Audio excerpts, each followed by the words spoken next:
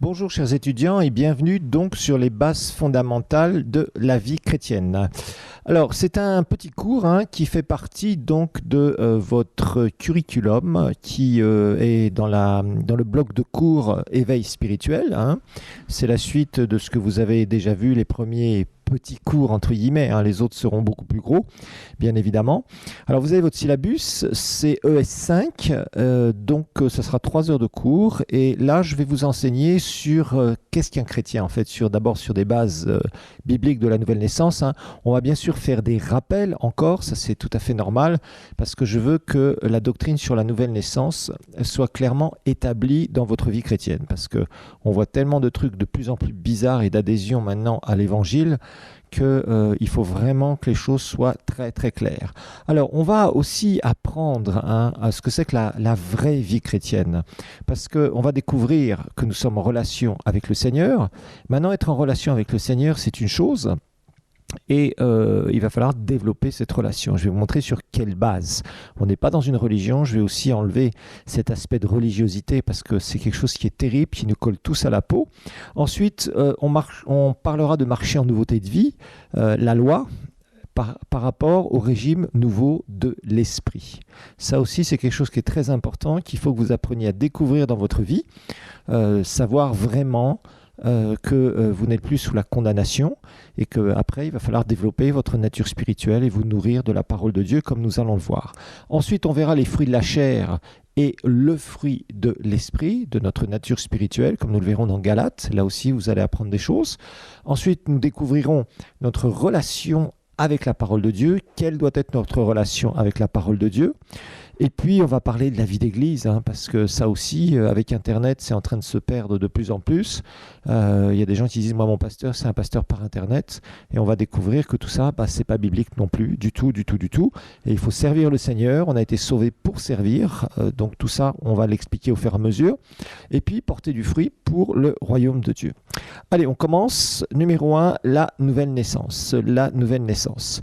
Alors, je vous rappelle que dans les cours de l'Institut biblique, ne soyez pas des gens passifs, parce qu'il y a des gens qui disent « Ah, le pasteur Olivier, il nous a préparé tous les syllabus, c'est très bien. » Donc les supports de cours, syllabus ou support de cours, ça dépend. En général, syllabus, c'est assez bien compris maintenant, mais on dit aussi en vrai français, dans certains pays francophones, on dit les supports de cours, mais dans beaucoup de pays, maintenant, on dit syllabus, bon, c'est la même chose. Alors, c'est vrai que je vous prépare, et je vous ai préparé les syllabus, partout, dans tous les cours, avec même les différents auteurs, mais c'est pas une raison pour être passif du tout. Je vous rappelle que c'est important que vous soyez actif quand vous écoutez un cours, parce que on retient très peu de choses juste quand on écoute simplement un enseignement. Donc ce que vraiment il faut apprendre à faire, c'est de pouvoir prendre des notes. Donc vous avez un syllabus, oui, mais prenez des notes à côté, écrivez dans vos Bibles à côté. Je déconseille aussi fortement d'avoir une Bible numérique seulement. Okay, la Bible numérique, c'est pratique juste pour consulter quelques trucs. Je vous enseignerai en deuxième année aussi comment avoir des applications très pratiques avec ce qu'on appelle les numéros strong, des choses que vous pourrez fouiller dans les textes originaux, des dictionnaires bibliques, des concordances, etc.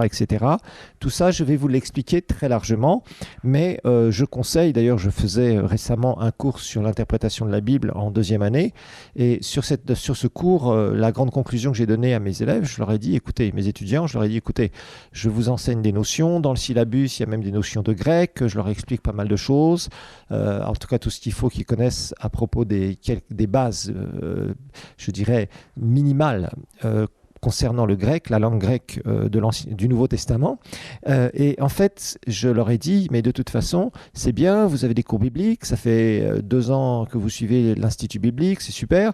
Maintenant, je vous donne des outils, mais hey, un outil, c'est quoi? Un outil, c'est quelque chose dont je me sers, j'apprends à m'en servir, mais si je le laisse de côté, si je le laisse dans ma boîte à outils, ça ne sert à rien. Donc c'est pour ça que le syllabus, c'est un outil pour vous. C'est un outil de mémorisation, aussi d'être sûr de ce qui est écrit ou ce que vous avez entendu, vous l'avez par écrit quelque part, et vous pouvez vous dire, bon, normalement, il n'y a pas d'erreur, il y a quelques petites erreurs que peut-être vous découvrirez au fur et à mesure dans les syllabus, d'ailleurs que vous pourrez éventuellement me notifier, mais en aucun cas, le syllabus peut remplacer un travail personnel. Vous devez faire un travail personnel, ok? Donc ça, c'est important. Alors, la nouvelle naissance. Je vous rappelle que fréquenter une église, ou même prier, ou même être baptisé, avoir une Bible, même lire la Bible, ça ne fait pas de vous un chrétien selon les critères de la parole de Dieu. Ça, c'est quelque chose qui est important à bien comprendre et que ce soit bien clair pour tout le monde. C'est bien de prier, c'est bien d'aller à l'église, c'est une très bonne chose, il le faut d'ailleurs, on va voir le rôle de l'église locale. Et, excusez-moi, et en fait, c'est bien d'être baptisé dans l'eau, c'est bien de faire partie d'une chorale, c'est bien de faire tout ce que vous voulez, mais c'est pas ça qui fait de vous des chrétiens nés de nouveau du royaume de Dieu. Non, un vrai chrétien, c'est quelqu'un qui a changé de royaume spirituel. Et ça doit être ancré en vous. Moi, je veux que mes étudiants d'Institut biblique, vous savez, cet institut, il n'est pas là pour juste vous faire avoir un diplôme ou simplement dire, voilà, j'ai eu des cours avec le pasteur et puis avec d'autres serviteurs de Dieu, c'est toute une formation progressive, etc. Ce n'est pas du tout mon objectif ici. Mon objectif, c'est que vous soyez d'abord, vous soyez sûr que vous êtes sauvés. Ensuite, que vous puissiez expérimenter le royaume de Dieu et que vous puissiez aussi bénir d'autres avec ce que vous avez reçu. D'accord ? Mais ce qui m'intéresse, ce n'est pas que vous ayez une connaissance biblique. Ce qui m'intéresse, c'est que vous appreniez à vous nourrir de la parole, que vous soyez bien nourris et en même temps que vous appreniez aussi vous-même à vous nourrir et à pouvoir porter les fruits du royaume de Dieu, à faire les œuvres de Jésus. Alors, on va regarder donc Colossiens chapitre 1, versets 12 et 13, parce que là, ça nous parle, c'est un puissant verset. Nous l'avions vu dans la Nouvelle Naissance, mais là, je tiens encore à insister là-dessus. C'est important, là, on va un petit peu revoir certaines choses qu'on a vues dans la Nouvelle Naissance, et puis on va les voir d'une façon légèrement différente, puis après, nous allons continuer. Alors, regardez verset 12, « Rendez grâce au Père », Colossiens 1, verset 12, qui vous a rendu capable d'avoir part à l'héritage des saints dans la lumière, qui nous a délivrés de la puissance des ténèbres et nous a transportés dans le royaume de son Fils bien-aimé. Alors, un vrai chrétien, c'est quelqu'un qui a changé de royaume. Nous étions du diable, nous appartenions au royaume spirituel du diable. Je vous rappelle qu'il n'y a que deux royaumes spirituels, le royaume de Dieu pour ceux qui sont nés de nouveau et le royaume des ténèbres. Ça veut dire que soit on appartient à Dieu parce qu'on est né de nouveau, soit on appartient au diable parce qu'on n'est pas né de nouveau. Et donc, si on n'est pas né de nouveau, on est un pécheur perdu. Alors, littéralement, ce texte veut dire que nous avons été libérés, nous avons été délivrés. D'abord, c'est fait de la puissance, du danger de la puissance que les ténèbres avaient sur nous. Parce que quelqu'un qui est pécheur, il est toujours en danger de quoi ? En danger de mort. S'il meurt physiquement, c'est fini pour lui. Il n'y a plus aucune possibilité de salut. La Bible est claire. Elle dit qu'il est réservé aux hommes de mourir une seule fois, après vient le jugement. Donc quelqu'un qui n'est pas né de nouveau et qui part sans le Seigneur, c'est quelqu'un qui va aller en enfer. Et il n'y a plus d'autre possibilité. Ce n'est plus possible d'être sauvé à partir du moment où on est mort spirituellement et qu'on meurt physiquement. D'accord ? Donc ça aussi, ça doit être clairement établi. Je sais que certains, oui, mais pasteur, j'ai vu une vidéo où il y a quelqu'un qui disait qu'il a été en enfer, il a vu des gens en train de brûler, il était là, lui-même, il a commencé à entrer en enfer, il commençait à souffrir, puis après il est ressorti. Non, ça, ce n'est pas possible. D'accord ? Ce n'est pas possible. Il y a des gens qui ont fait certaines expériences en commençant à mourir, qui sont sortis de leur corps, oui, qui ont été vers l'enfer, entre autres Kenneth Hagin qui raconte cette expérience, et en fait après, il est revenu dans son corps, parce qu'il y a une voix du ciel qui a dit « reviens, et il a échappé à l'enfer. Bon, ça c'est autre chose. Donc ne croyez pas n'importe quoi non plus, parce qu'aujourd'hui, sur Internet, maintenant de plus en plus, il y a tout un tas de soi-disant témoignages, et il y a des trucs qui sont extrêmement bizarres et qui sont non scripturaires et qui ne sont que de la séduction spirituelle. Donc un vrai chrétien, c'est quelqu'un qui a changé de royaume. Il est passé du royaume des ténèbres au royaume de la lumière. Il est donc né de nouveau. Il est né dans le royaume de Dieu. Alors évidemment, c'est ce que nous avions vu et ce que nous allons revoir brièvement lorsque Nicodème a rencontré Jésus, je vous rappelle, dans Jean chapitre 3, on a largement étudié ce passage, et on va encore jeter un petit coup d'œil dessus. Je vous rappelle que Nicodème vient voir Jésus de nuit, et en fait, il est interpellé par les miracles que Jésus fait. Et ça l'interpelle. Il dit non, il y a quelque chose sur ce Jésus, même si mes amis pharisiens le renient, même s'ils le critiquent, même s'ils essayent par tous les moyens de dire que ce n'est pas quelqu'un qui vient de Dieu. Moi, je sais je sais qu'il a quelque chose. Et là, Jésus, bien sûr, lui parle de la nouvelle naissance.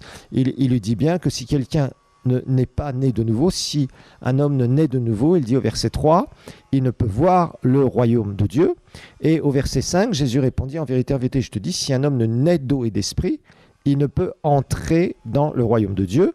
Et bien sûr, Jésus lui explique que ce n'est pas une naissance selon la chair, parce que selon la chair, on est déjà né, si on est des êtres humains, mais c'est une naissance dans le royaume de Dieu, c'est-à-dire au niveau spirituel, c'est là où on est de nouveau. Alors, la parole de Dieu nous dit aussi dans Jean 1, verset 12, ça c'est un puissant verset, qu'on avait encore déjà vu, mais qu'on recontinuera à voir.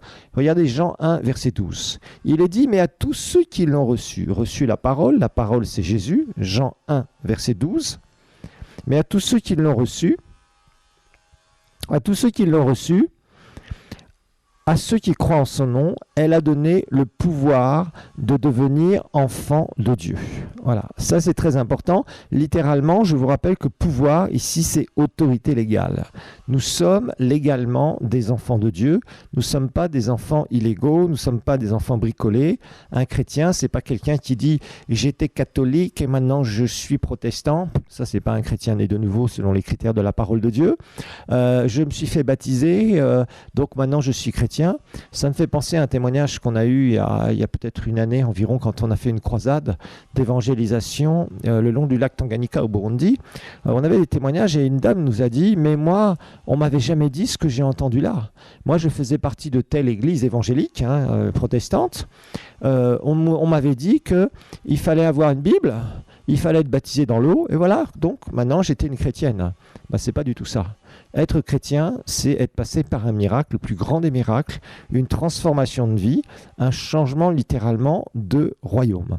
Alors, on voit bien que cette nouvelle naissance est vraiment rendue possible grâce à l'œuvre de la croix de Jésus, bien sûr, à la croix de Christ, et c'est bien sûr par la foi que nous recevons le salut. Alors, là aussi, c'est la pleine volonté de Dieu, on va voir ça ensemble, dans 1 Timothée chapitre 2, versets 3 et 4. 1 Timothée chapitre 2, versets 3 et 4. Versets 3 et 4, il est dit « Cela est bon et agréable devant Dieu notre Sauveur, qui veut que tous les hommes soient sauvés et parviennent à la connaissance de la vérité. » Donc ça, la nouvelle naissance, elle est parfaitement selon la volonté de Dieu. Vous êtes nés de nouveau selon la volonté de Dieu. Alors, Paul dira dans la deuxième épître à Timothée quelque chose qui va être aussi très puissant à propos de la repentance. Rappelez-vous qu'on a étudié la repentance. Une vraie repentance, c'est la porte vers le salut, c'est la porte vers la nouvelle naissance. Tant qu'une personne ne se détourne pas de son péché, qu'elle n'est pas convaincue de péché, elle ne peut pas se repentir. Et si elle ne se repent pas sincèrement, évidemment, on sait très bien que de toute façon, cette personne ne peut pas naître de nouveau. Alors, 2 Timothée, chapitre 2, verset 25, 2 Timothée 2, 25, il doit redresser, donc un serviteur de Dieu doit redresser avec douceur les adversaires en espérant que Dieu leur donnera la repentance pour arriver à la connaissance de la vérité. Alors, nous savons, cette repentance est donnée par Dieu. En fait, la repentance, ça va être le Saint-Esprit qui va de plus en plus travailler dans nos cœurs. Parce que ça, c'est très important à comprendre. C'est ce travail du Saint-Esprit. Le rôle du Saint-Esprit pour qu'une personne soit sauvée, c'est un rôle fondamental. Jésus a dit qu'il convaincra le monde de péché, de justice et de jugement. Et je vous dis, je vous le rappellerai dans les cours, le Saint-Esprit ne convainc pas le croyant, il convainc le pécheur de péché. Ça, c'est aussi important à comprendre. Si on est pécheur, c'est là où le Saint-Esprit fait son travail. C'est le travail du Saint-Esprit, l'œuvre du Saint-Esprit, indispensable d'ailleurs, pour qu'un pécheur puisse parvenir à la repentance, pour que Dieu lui accorde la repentance, pour que Dieu lui accorde de se détourner de son péché, de la route de l'enfer vers lequel il va, et d'un seul coup se tourner vers la croix de Jésus. Donc c'est clair que les véritables chrétiens sont des gens qui sont passés par une puissante repentance. Ça, c'est important aussi, parce que tous sont péchés, c'est ce que Romains 3, 23 nous dit. Romains 3, 23 nous dit que tous sont péchés et sont privés de la gloire de Dieu. On va lire le texte ensemble, Romains chapitre 3, verset 23. Il est dit car tous ont péché et sont privés de la gloire de Dieu. Donc Romains 3, 23, tous ont péché et sont privés de la gloire de Dieu. Ça veut dire de la présence de Dieu. On ne peut pas avoir accès à la présence de Dieu tant qu'on est pécheur perdu. C'est seulement à partir du moment où nous passons par une sincère repentance, qui a été largement étudiée dans ce cours justement où on a parlé de la repentance. C'est là où seulement une personne, d'un seul coup, Dieu a travaillé son cœur, la personne dispose son cœur et veut se détourner de sa vie de pécheur pour devenir une nouvelle créature en Christ. Alors, rappelons aussi que la nouvelle naissance, c'est le Saint-Esprit qui vient habiter dans notre esprit. Alors ça aussi, c'est très important, parce que vous aurez aussi un cours sur le baptême du Saint-Esprit, pour recevoir aussi le baptême du Saint-Esprit. Alors, on va regarder dans Jean chapitre 14, verset 17. Jean 14, 17, c'est Jésus lui-même qui va prophétiser la nouvelle naissance. C'est une prophétie sur la nouvelle naissance.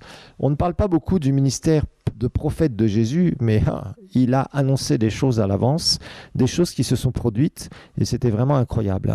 Donc Jean chapitre 14, verset 17, donc Jésus dit, on va lire à partir du verset 16, « Et moi je prierai le Père », Jean 14, verset 16 et verset 17, « Et moi je prierai le Père, et il vous donnera un autre consolateur, afin qu'il demeure éternellement avec vous, l'Esprit de vérité que le monde ne peut recevoir, parce qu'il ne le voit point et ne le connaît point. Mais vous, vous le connaissez, car il demeure avec vous, et il sera en vous. » Regardez bien ici, c'est une prophétie sur la nouvelle naissance, bien sûr, qui n'a été rendue possible que depuis que Jésus est ressuscité d'entre les morts. C'est lui qui nous a ouvert le royaume de Dieu au travers de son sang, le sang précieux qui a coulé à la croix, et au travers donc de son sacrifice parfait, bien évidemment, le sang divin qui a coulé à la croix. Nous en parlerons très largement dans ce cours sur notre identification avec Christ. Et en deuxième année, vous aurez aussi un enseignement sur l'alliance par le sang. Alors, Jésus dit, afin qu'il demeure éternellement avec vous, et il sera en vous. Il sera en vous. Ça, c'est la nouvelle naissance. Alors, nous voyons aussi dans Romains 8, la parole de Dieu va nous parler du Saint-Esprit. C'est l'apôtre Paul, Romains chapitre 8, au verset 9. Là aussi, très important, c'est des choses qui vont être rapidement établies dans votre vie spirituelle, comme quoi le Saint-Esprit habite en vous, dans votre nature spirituelle, dans votre esprit. Regardons ensemble Romains 8, verset 9. Romains 8, verset 9. Il est dit, pour vous, vous ne vivez pas selon la chair, mais selon l'esprit. Si du moins l'esprit de Dieu habite tout ça en vous. En vous, on verra, c'est dans notre nature spirituelle. Le Saint-Esprit n'habite pas dans votre main, il n'habite pas dans vos pieds, il n'habite pas dans votre tête. Des fois, il y a des gens qui pointent du doigt leur tête et qui disent « le Seigneur m'a dit ». Non, le Seigneur ne peut pas te parler dans ta tête, il va parler dans ta nature spirituelle. On aura un cours aussi sur comment être dirigé par le Saint-Esprit. Vous avez tout un programme et beaucoup de choses à découvrir. Alors, la parole de Dieu nous dit « si du moins l'Esprit de Dieu habite en vous, si quelqu'un n'a pas l'Esprit de Christ, sous-entendu qui habite en lui, il ne lui appartient pas. » Donc ça, c'est important. Et évidemment, quand le Dieu vient habiter par son Saint-Esprit dans un être humain, c'est absolument extraordinaire. C'est pour ça qu'il y a un bouleversement de vie qui commence de l'intérieur, comme nous allons le voir, et qui se manifeste vers l'extérieur. Parce que ça aussi, c'est quelque chose que les gens ont du mal à comprendre. Il y a des gens, moi, que j'ai rencontrés, qui me disaient, oui, oui, oui, je vais me calmer, je vais arrêter de boire, je vais arrêter de fumer, je vais arrêter d'aller coucher à droite à gauche, je vais arrêter ceci, c'est là, et je vais aller prier. Mais c'est pas ça être chrétien. C'est pas arrêter à droite à gauche des trucs. Non, c'est vraiment passer par une repentance. Il y a seulement une vraie repentance qui amène une vraie délivrance. Alors, on regarde maintenant donc le verset 15 et le verset 16. Romains 8, verset 15 et verset 16. Vous n'avez point reçu un esprit de servitude ou d'esclavage pour être encore dans la crainte, mais vous avez reçu un esprit d'adoption. Littéralement, ça veut dire vous avez pris la place d'un fils. Vous avez la place d'un fils par lequel nous crions Abba. C'est un mot araméen, on étudiera aussi ça, ce qui veut dire Père. L'Esprit lui-même rend témoignage, où ça? À notre esprit que nous sommes enfants de Dieu. L'Esprit lui-même rend témoignage à notre esprit. Il ne rend pas témoignage à notre tête, je vous rappelle, il ne rend pas témoignage à notre corps, mais il rend témoignage à notre nature spirituelle. Alors, vous savez, aujourd'hui, il faut que nous prenions conscience du vrai évangile, parce que moi, je vois beaucoup de gens qui s'intéressent aux églises, entre guillemets. En tout cas, moi, j'habite en Afrique centrale, Afrique de l'Est. Hein.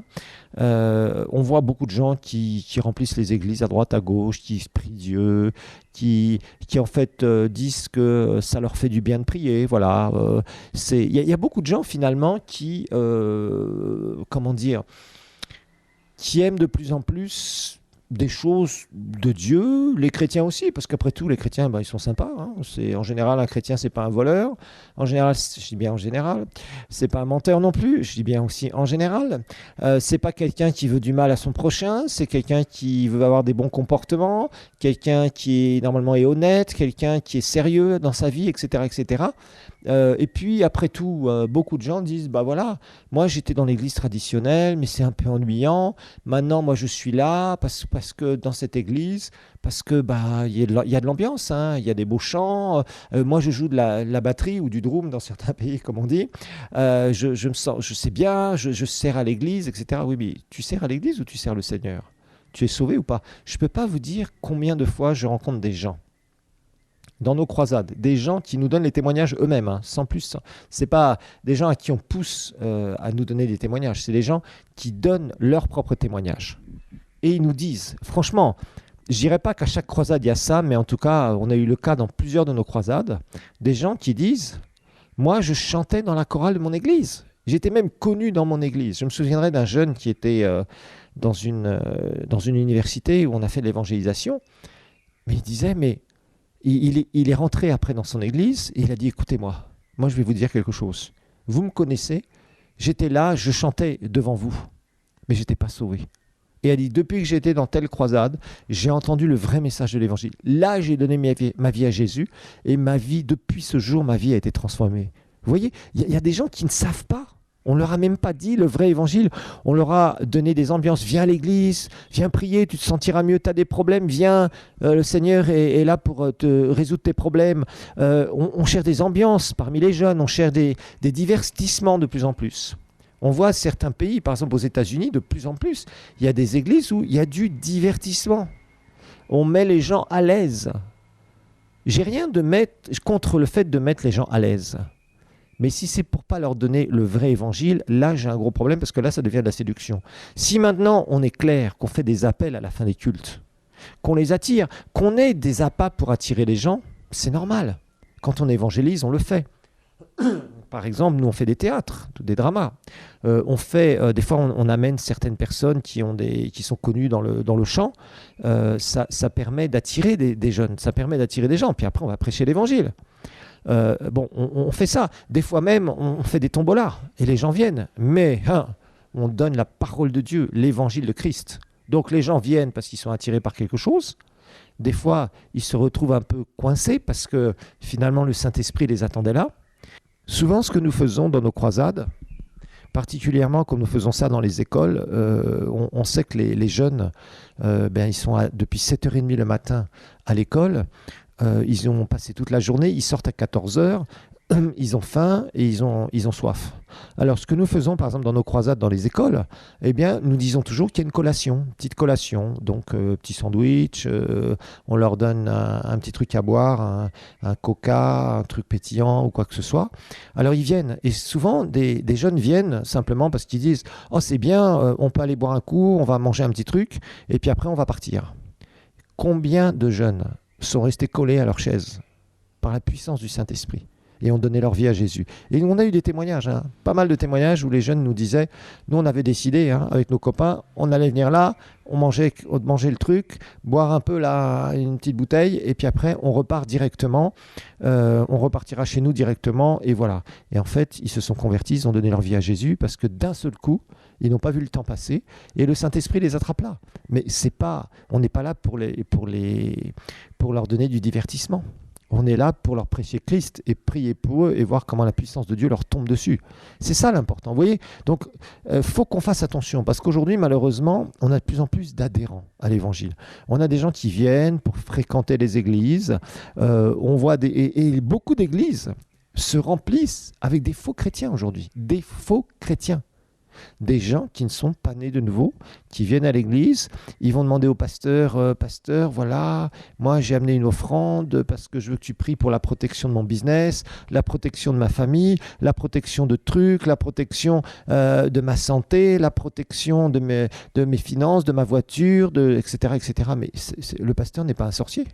On a l'impression que dans certains endroits, on prend le pasteur comme si c'était un sorcier. Il faut que le pasteur prie pour toi, pour tel et tel truc, parce que sinon tu ne seras pas protégé, parce que sinon le diable va te faire tous les malheurs du monde, parce que sinon les ténèbres vont venir, les démons vont t'assaillir, etc. Mais c'est pas ça l'évangile, ça n'a rien à voir avec ça. L'évangile est une transformation radicale d'un être humain. Donc c'est très très très important de découvrir que on doit passer par cette transformation de vie. Si on n'est pas passé par cette transformation de vie, il faut chercher à avoir une vraie repentance. Et là, il faut se mettre devant Dieu et dire « Seigneur, moi je ne suis pas sauvé. Dieu, s'il te plaît, donne-moi la voie pour être sauvé. Je veux être sauvé, mais je ne sais pas comment faire. » Moi, vous savez, quand j'ai reçu le Seigneur, il y a une quarantaine d'années, quand j'enregistre ces enseignements maintenant, eh bien, pendant presque 5 semaines, je priais le Seigneur pour être sauvé. Je n'étais pas sauvé. J'allais à l'église, mais je n'étais pas sauvé. J'étais là, je faisais la prière de repentance, répétais exactement la prière qu'on m'avait dit de répéter, mais pas moyen. Je n'étais pas sauvé. Seulement après, un jour, ce jour-là, j'étais complètement sous une puissante conviction de péché. J'étais sous une conviction de justice et une conviction de jugement. Et là, j'ai vraiment donné ma vie à Jésus. Et ce jour-là, c'était un nouveau départ. J'ai changé de royaume. Je n'étais plus la propriété du diable. Ça doit être la même chose pour tous ceux qui écoutaient cet enseignement. Ça doit être exactement la même chose pour vous. Vous savez, aujourd'hui, on parle beaucoup de changement de mentalité. On parle vraiment de réussir sa vie, de réussir dans le business, de bien se marier, d'avoir des enfants, d'avoir une belle maison, d'avoir une belle bagnole, etc. On entend beaucoup ça. Aujourd'hui, on a l'impression qu'on prêche le succès extérieur. Méfions-nous de ça. Changer de mentalité, c'est une chose. Et c'est vrai qu'on en a besoin, parce que avoir une mentalité de pauvre, avoir la mentalité de l'échec, tout ça, c'est très mauvais. Ça stimulera jamais votre foi, ça c'est clair, et vous ne verrez rien de la part du Seigneur. Mais changer de mentalité sans être transformé dans le cœur, ça par contre, c'est très très très dangereux. Extrêmement dangereux. Et il y a beaucoup de séduction aujourd'hui dans beaucoup d'enseignements où on enseigne des choses égocentriques et on ne dit plus aux gens réellement vous êtes des pécheurs. Ça devient, on n'entend quasiment plus ça aujourd'hui. Même beaucoup d'églises ne font même plus d'appel, comme je le disais, à la fin des cultes. Et ça, c'est vraiment extrêmement dommage. Un appel pour le salut. Soyons bien clairs. L'évangile, c'est un changement de nature. Nature du mal, nature du péché, qui est transformée par la nature divine. Alors, il faut bien comprendre que nous étions des pécheurs perdus. Ça, c'est quelque chose sur lequel on ne peut pas compromettre. On va regarder Romains 7, où Paul va nous parler de sa vie passée. Et c'est là aussi, ce texte a souvent été très très mal interprété, où certains ont interprété ça quand Paul était sauvé, mais non, quand vous lisez Romains 7, à partir du verset 15, Paul ne va pas parler du tout de sa condition actuelle d'enfant de Dieu. D'ailleurs, heureusement, parce que sinon, ça serait vraiment terrible pour nous. Alors, on va lire à partir du verset 14, Romains chapitre 7. « Nous savons en effet que la loi est spirituelle, mais moi je suis charnel, vendu au péché. » Et après, il va dire « Car je ne sais pas ce que je fais, je ne fais point ce que je veux, et je fais ce que je hais. » Chapitre 7, verset 16, Épître aux Romains. « Or, si je fais ce que je ne veux pas, je reconnais par là que la loi est bonne. Et maintenant, ce n'est plus moi qui le fais, mais c'est le péché qui habite en moi. » Donc il dit le péché qui habite en moi, c'est-à-dire dans mon esprit, dans ma nature spirituelle. « Ce qui est bon, je le sais, n'habite pas en moi, c'est-à-dire dans ma chair. J'ai la volonté, mais non le pouvoir de faire le bien. » Alors, tout ça, c'est quand on lit ça, on se dit, mais c'est l'apôtre Paul qui parle. Ah bah si lui-même dit que le péché le domine encore, etc., etc., alors qu'en est-il de moi, moi qui ne suis même pas apôtre, qui suis un simple chrétien? Non, le chapitre 7 de l'Épître aux Romains, c'est un retour en arrière, hein, comme on dit en anglais, un flashback. C'est-à-dire, on est là et Paul nous explique. Quand il est né, il vivait. Quand il va grandir, il va commettre ses premiers péchés et c'est là où il va mourir spirituellement. Et là, il nous explique sa condition quand il était encore pécheur, quand il ne connaissait pas Christ, sa condition de pécheur perdu. Et c'est là où justement il essayait de se battre contre le péché. Il connaît la loi, mais la loi est plus forte que lui. Pourquoi? Parce que la loi fait appel à sa nature du péché. Et quand il est inconverti, et c'est ce qui se passe quand on est inconverti, effectivement, quand on n'a pas Jésus dans son cœur, quand on a encore la nature satanique, on est porté vers le mal. Ça, c'est vraiment toute la description qu'il nous donne ici. Un verset 16, si je ne fais pas ce que je veux, je reconnais par là que la loi est bonne, mais j'y arrive pas en fait, c'est ça. Et maintenant, ce n'est plus moi qui le fais, mais c'est le péché qui habite en moi. Ce qui est bon, je le sais, n'habite pas en moi, c'est-à-dire dans ma chair, mais j'ai la volonté, mais non le pouvoir de faire le bien. Car je ne fais pas le bien que je veux, et je fais le mal que je ne veux pas. Ça, c'est vraiment le pécheur. Le pécheur qui dit « Oh, maintenant, je vais arrêter, je veux faire ça. » Mais j'y arrive pas. Je veux m'en sortir, mais je n'y arrive pas. Si je fais ce que je ne veux pas, ce n'est plus moi qui le fais, c'est le péché qui habite en moi. Voilà, tout simplement. Alors ça, c'est vraiment la condition du pécheur perdu. Et Paul nous l'a décrit extrêmement bien, franchement, ici. Et il explique ce que lui vivait avant de connaître Christ et ce que nous sommes censés aussi, nous étions censés vivre avant de connaître le Seigneur. Voilà, donc c'est important. Alors un vrai chrétien, hein, c'est quelqu'un qui va vraiment expliquer 3 choses dans sa vie. Quand il témoigne, il va témoigner d'abord avant sa nouvelle naissance. Comment il vivait en tant que pécheur perdu avant sa nouvelle naissance, ce qu'il faisait, et d'ailleurs il doit en avoir honte. Quand, par exemple, quelqu'un témoigne devant l'Église de Dieu ou témoigne à quelqu'un d'autre et qui raconte moi, tu sais, j'étais un tombeur de filles, hein, oh, n'importe quelle fille, aucune pouvait me résister, oh, j'étais quelqu'un vraiment, un playboy, etc. etc. Et on entend parfois des témoignages comme ça et c'est honteux. Non, la Bible nous dit clairement que ce que nous faisions avant, nous en avons honte aujourd'hui. Nous en avons honte. Nous avons été pardonnés, mais ce n'est pas des choses dont on va se vanter alors qu'on faisait des choses du péché, des choses qui, étaient contraires à ce que le Seigneur voulait. Ensuite, la deuxième partie, c'est vraiment de témoigner le jour de sa nouvelle naissance. Hein. Quelqu'un qui est sauvé, un vrai chrétien, il va dire « Non, moi, ce jour-là, je me suis retrouvé, j'étais complètement par terre et j'ai reçu le Seigneur et voilà ce qui s'est passé. J'étais convaincu que si je mourais, j'allais en enfer. C'est quelque chose qui était terrible, je ne savais pas quoi faire et j'ai crié à Jésus. Voilà, ça c'est quelqu'un qui est sauvé, vraiment. Ça me rappelle un témoignage récent d'ailleurs que j'ai entendu où mon fils qui est pasteur d'une église aussi à Bujumbura, une église qu'on a démarrée quand j'ai fait une croisade dans un des quartiers. Je lui ai dit démarre l'église maintenant et c'est ce qu'il a fait. Et régulièrement, il fait de l'évangélisation parce que l'église doit grandir au travers de l'évangélisation, non pas au travers du recrutement des chrétiens des autres églises, hein, parce que ça devient maintenant monnaie courante et c'est extrêmement triste. Mais bon, ça c'est un autre sujet ici dont un autre sujet dont on parlera un peu plus tard. Et il y a quelqu'un qui a témoigné récemment, parce que mon fils avait fait ce qu'il appelle un super dimanche. C'est-à-dire que c'était le jour de Pâques, d'ailleurs, il en avait profité. Il s'était mis à l'extérieur dans le terrain de l'église, la parcelle de l'église. Ils ont mis des tentes, tout ça. Puis bon, il m'avait invité pour prêcher l'évangile. Et il y avait il y a un homme qui a témoigné récemment, comment il a reçu le Seigneur. Et c'était quelqu'un qui, avait était donc un ivrogne, un vrai soulard des cabarets, des bars. Hein. Il traînait les bars, il était ivre régulièrement, il s'enivrait. Puis quelqu'un lui a proposé une invitation. Et dans cette invitation, donc il a dit bon, je viendrai. Bon, comme beaucoup de gens disent, vous savez, ils sont invités à venir dans une croisade d'évangélisation. Ils vous diront oui, je viendrai. Et puis en fait, ils ne viennent pas. Bon, certains ne viennent pas, d'autres viennent par contre. Et cet homme, donc, qui était vraiment pécheur perdu, est venu. Et pendant la prédication, pendant que je prêchais, il dormait. Il a dormi pendant toute la prédication, étonnamment. Et puis, il s'est retrouvé, il ne sait pas comment, il dit, je ne sais pas comment, je ne sais pas ce qui s'est passé. Quand le pasteur a fait l'appel, j'ai levé ma main et je me suis approché. Et évidemment, là, il s'est réveillé, ça c'est clair. Et à ce moment-là, il a prié la prière du pécheur. Et il a dit, à ce moment-là, tout a changé dans ma vie. Le Seigneur a fait un miracle dans ma vie et j'étais entièrement délivré. J'étais un ivrogne, un soulard, invétéré.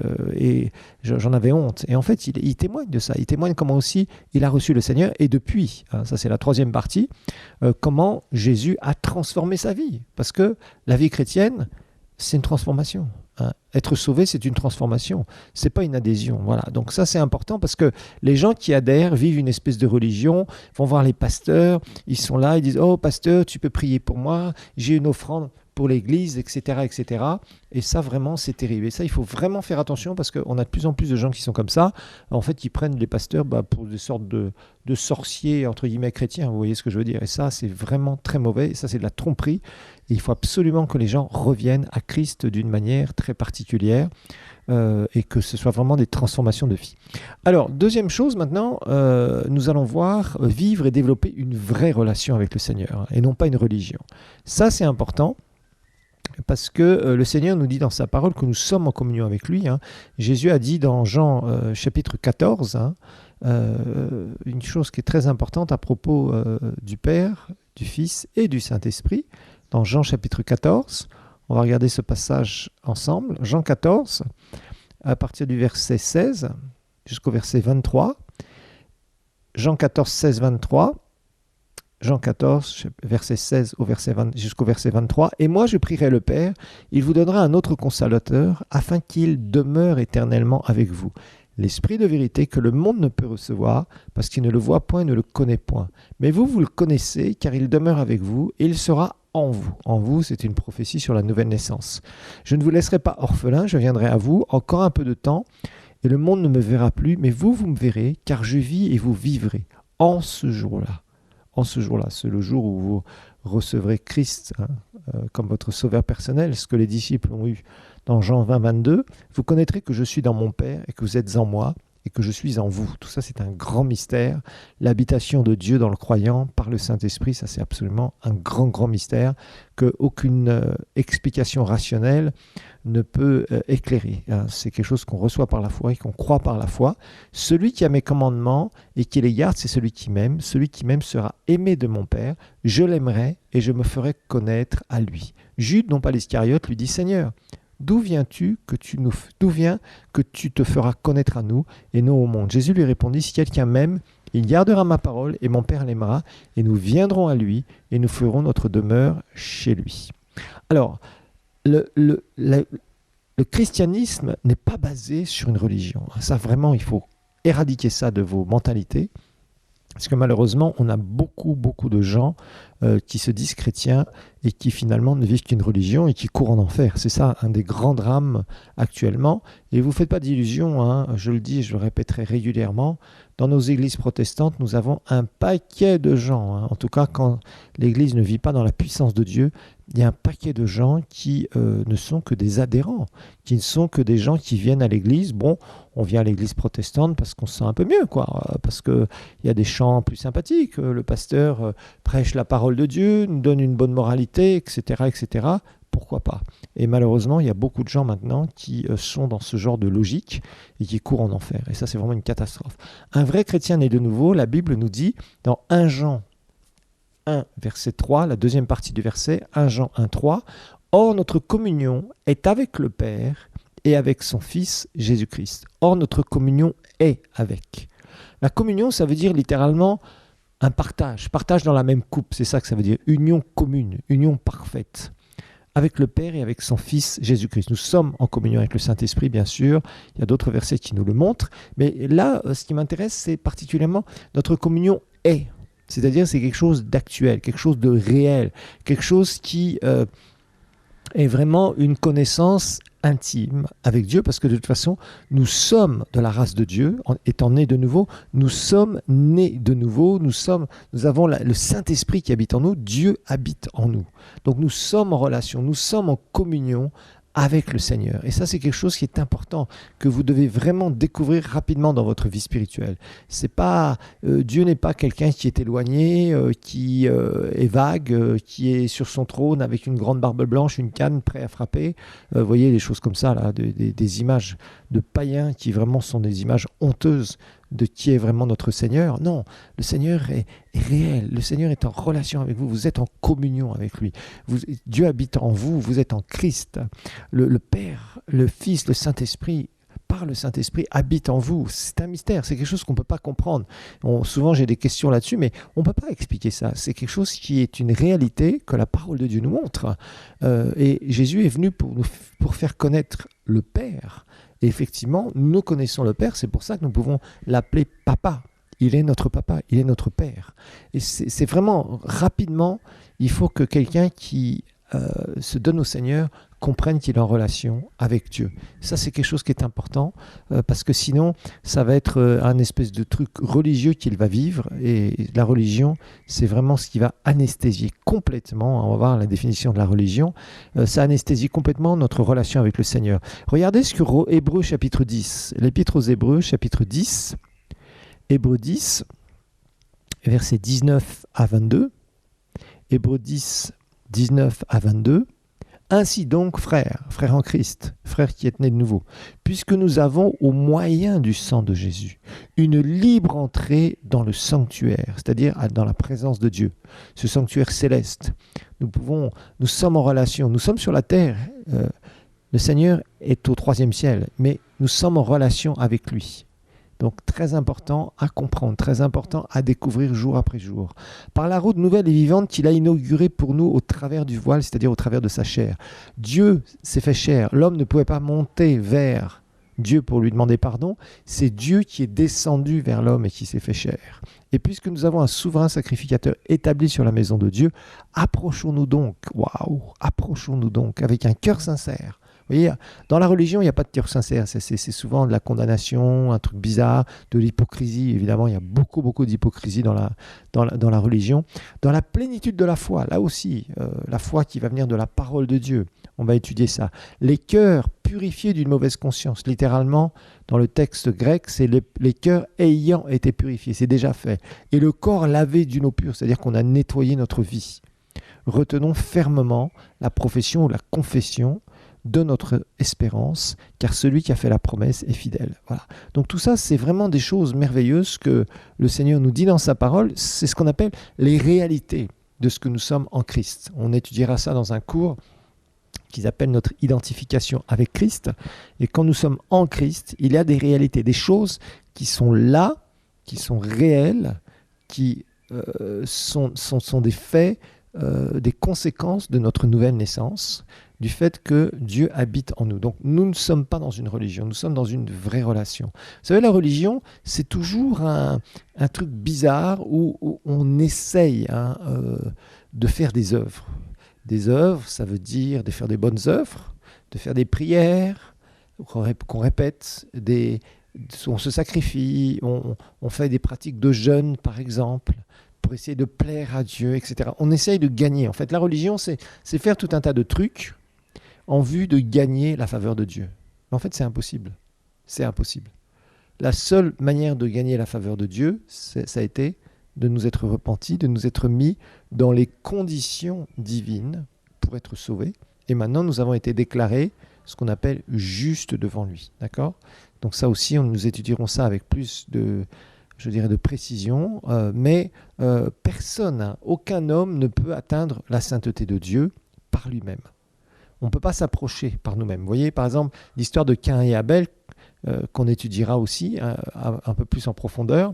Dans Genèse chapitre 4, Caïn vient avec les fruits de la terre. Et beaucoup ont dit non, Dieu avait maudit les fruits, il avait maudit la terre. Alors, comme Caïn s'est approché avec des choses qu'il avait cultivées, des fruits de la terre, Dieu n'a pas pu recevoir ça.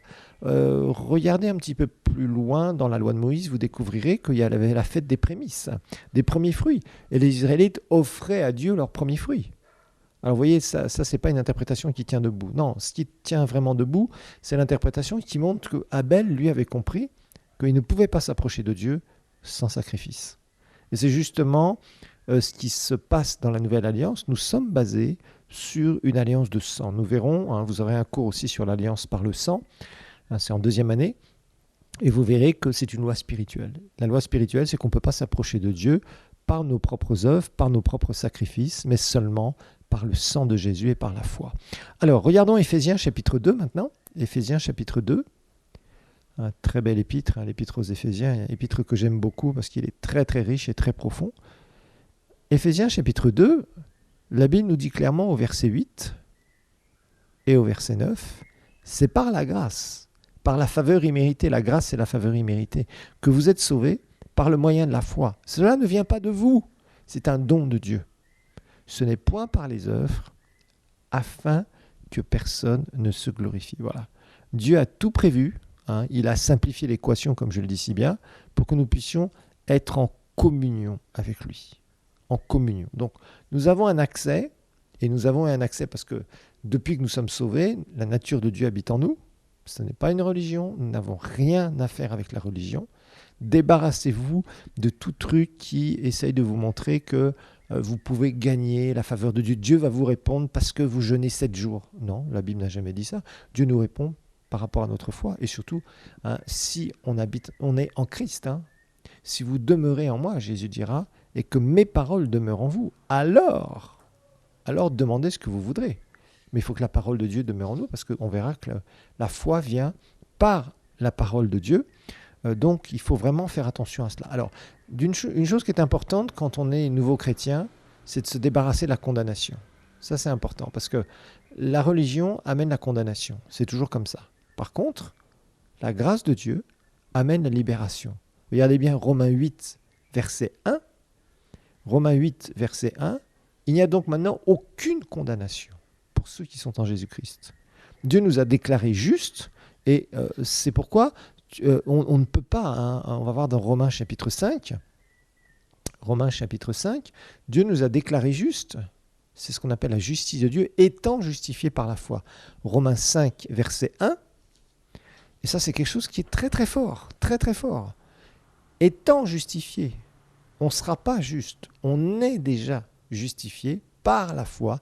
Nous avons la paix avec Dieu par notre Seigneur Jésus-Christ, qui nous devons avoir eu par la foi accès à cette grâce dans laquelle nous demeurons fermes et nous glorifions Dieu dans l'espérance de la gloire de Dieu. Ok. Nous nous glorifions dans l'espérance de la gloire de Dieu. Ok. Alors, on va regarder ce verset 1. Étant justifié par la foi. La justification, c'est le fait que Dieu nous voit comme si nous n'avions jamais péché.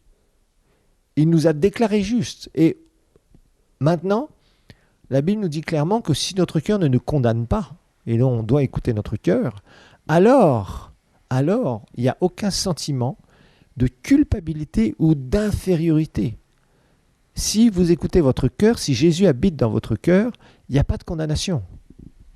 Maintenant, si vous écoutez votre tête, alors là, effectivement, moi je me souviens au début de ma conversion, ça fait 40 ans que je suis sauvé maintenant, et j'avais des combats terribles dans ma tête, parce que le diable me mentait.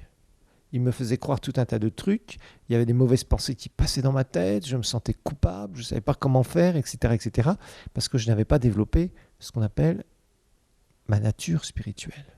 C'est ce qu'on va découvrir. On va découvrir qu'il va falloir grandir, tout simplement, petit à petit. C'est ce que vous allez faire au travers des cours de cet institut biblique. Ça va beaucoup vous aider. Vous allez avoir beaucoup de questions qui vont être répondues au fur et à mesure. De toute façon, vous n'êtes pas, accepté sur une base de vos œuvres. Vous êtes accepté seulement sur la base du sang de Jésus qui vous a entièrement purifié. Il n'y a plus aucune condamnation pour vous. Vous avez été justifié, c'est-à-dire que Dieu vous a rendu juste par la foi, par le sang de Jésus qui vous a entièrement purifié. Regardons Hébreux 4, verset 13, l'attitude, parce que nous devons avoir une attitude qui correspond à ce que le Seigneur veut. Voilà. L'important, c'est l'attitude aussi, d'accord ? Donc, il y a la foi, il y a le fait de savoir que vous avez été justifié par la foi, et il y a toute cette attitude qui est derrière. Avec le Seigneur, il n'y a pas d'hypocrisie. Regardons Hébreux, chapitre 4, verset 13. Nulle créature, Hébreux 4, 13, n'est cachée devant lui, mais tout est à nu et à découvert aux yeux de celui à qui nous devons rendre compte. Sachez une chose, vous ne devez avoir aucune hypocrisie. Soyez vrai, soyez sincère. C'est tout ce que le Seigneur vous demande. Dieu ne vous demande pas d'être des super-hommes, ne vous demande pas d'être des gens parfaits sans faute, parce que les gens parfaits, souvent, cachent des choses absolument mauvaises et terribles dans leur vie. Le Seigneur ne nous demande pas d'être parfaits. Le Seigneur nous demande une chose, c'est d'être sincère. Vous voyez, on admire de très grands hommes de Dieu dans la Bible, on en parle, on prêche à partir de leur vie, on les cite en exemple. Mais quand vous voyez par exemple Moïse a été le plus grand prophète que personnellement j'admire pour son caractère extraordinaire et l'onction absolument fabuleuse qu'il avait, que Dieu avait mis sur lui. Mais Moïse était un homme faillible. C'est un homme qui a eu des problèmes maritaux. C'est un homme qui a été accusé par son frère et sa sœur d'avoir pris une femme éthiopienne. Et ils ont essayé de remettre en question son ministère. C'est un homme qui a été un meurtrier à la base. Il a frappé l'Égyptien pensant faire l'œuvre de Dieu, voulant libérer le peuple d'Israël, parce que ça lui faisait mal de voir son peuple être autant maltraité. Et finalement, Moïse a été utilisé par Dieu d'une façon exceptionnelle. Et toute la Bible rend témoignage à Moïse. Jésus lui-même rend témoignage à Moïse. Donc, ne pensez pas que Dieu cherche des gens parfaits, mais il cherche des gens sincères et disponibles pour lui. Voilà. Le roi David, on peut donner son exemple. Le roi David, c'était un homme qui était selon le cœur de Dieu, nous dit la Bible. Mais il a fait plein d'erreurs, il a commis des péchés, il a vraiment vécu des choses qui étaient vraiment mal aux yeux du Seigneur. Ça lui a coûté cher d'ailleurs. Dieu a dû le juger par rapport à ça. On est dans l'Ancien Testament, c'est vrai, mais soyons clairs, c'est un homme qui était très imparfait et pourtant Jésus aussi témoigne de cet homme. Toute la Bible témoigne de ce grand roi qui était le meilleur des rois d'Israël. Donc ce que le Seigneur vous demande et nous demande, c'est d'être sincère. Si vous péchez, soyez sincères, dites Seigneur, c'est vrai, j'ai péché, c'est ma faute. Ne cherchez pas à blâmer. Oui, en fait, j'ai fait ça parce que, en fait, j'étais comme ci, j'étais comme ça. Parce que maintenant, il y a beaucoup de chrétiens qui se cherchent des excuses. Ils ont fait ça parce que ceci, parce que cela. D'autres blâment le diable, etc. Ne soyez pas ce genre de personnes. Soyez des gens sincères, des gens transparents, des gens vrais. C'est ce que le Seigneur vous demande. Marchez dans une relation avec lui. Rien n'est caché aux yeux de Dieu. On ne peut pas lui cacher quoi que ce soit. Aux yeux des hommes, on peut cacher des choses. Mais devant le Seigneur, soyez sincères, vrais. C'est lui qui vous relèvera si vous tombez. C'est lui qui vous donnera la promotion quand il aura envie de vous donner de la promotion. C'est lui qui verra votre sincérité, votre intégrité. On ne peut pas jouer avec Dieu. Vous savez, il y a beaucoup de gens aujourd'hui qui se mettent avec des titres de prophètes, d'apôtres, de toutes sortes de titres de partout. Mais Dieu connaît nos cœurs. Soit il approuve, soit il n'approuve pas. Et quand il n'approuve pas, on peut jouer à tout ce qu'on veut. Ça ne marchera pas avec le Seigneur.